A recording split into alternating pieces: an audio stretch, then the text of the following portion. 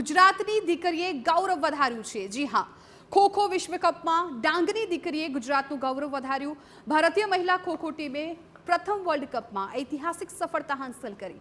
ફાઇનલમાં નેપાળની ટીમને હરાવીને ચેમ્પિયનશિપ લીધી, જેમાં ગુજરાતના ડાંગ જિલ્લાની દીકરી ઓપીના ભિલારે મહત્વપૂર્ણ ભૂમિકા ભજવી।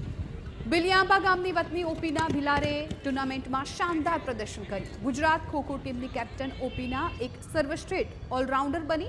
ભારતે સમગ્ર ટુર્નામેન્ટમાં એક પણ મેચ ગુમાવી નહોતી। ભારતીય મહિલા ટીમે ગ્રુપ સ્ટેજમાં ઈરાન, દક્ષિણ કોરિયા અને મલેશિયાને હરાવ્યા। ત્યારબાદ ક્વાર્ટર ફાઇનલ અને સેમી ફાઇનલમાં બાંગ્લાદેશ અને દક્ષિણ આફ્રિકાને પરાજય આપ્યો હતો।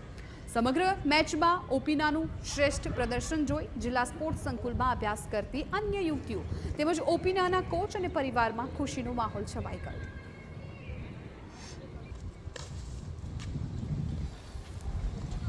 આપણી ઇન્ડિયાની ટીમ વર્લ્ડ કપ ચેમ્પિયન થઈ છે તો આપણા માટે ખૂબ ગૌરવની વાત છે અને ઓપીના દીદીને પણ અમે ખૂબ પ્રાઉડ કરીએ છીએ, જેના થકી અમને પણ એક મોટિવેટ મળે કે આપણા અહીંના બીજા પ્લેયરને પણ મોટિવેશન મળે કે તેઓ આગળ જાય અને નેશનલમાં પોતાનું સારું પરફોર્મન્સ આપે અને ઇન્ડિયા લેવલ પર રિપ્રેઝન્ટ કરે ઇન્ડિયાને। ઓપીના એક એવી જનૂની પ્લેયર હતી કે તે જ્યારે ગ્રાઉન્ડમાં રમવા ઉતરે ત્યારે એને એક જ ટાર્ગેટ દેખાય કે મારે મારી ટીમને વિજેતા કેવી રીતે બનાવો અને એનામાં એ વિલ પાવર હતો।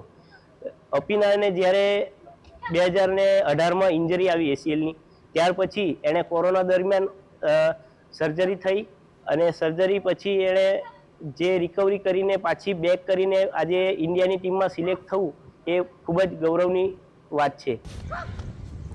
તો ખો-ખો વિશ્વકપમાં સૌ પ્રથમવાર ભારતનો ડંકો વાગ્યો છે, તેમાં પણ ગુજરાતની દીકરીએ વિશ્વભરમાં નામ રોશન કર્યું છે। ફાઇનલમાં નેપાળને પરાજય આપ્યો હતો। ડાંગની દીકરી કે જેણે ગુજરાતનું ગૌરવ વધાર્યું છે અને ખો-ખો વિશ્વકપ 2025માં ગુજરાતનું નામ છે રોશન કર્યું છે। ઓપીના ભિલારનું મેચમાં શાનદાર પ્રદર્શન જોવા મળ્યું હતું। ઓપીના ઓલરાઉન્ડર સાબિત થઈ હતી।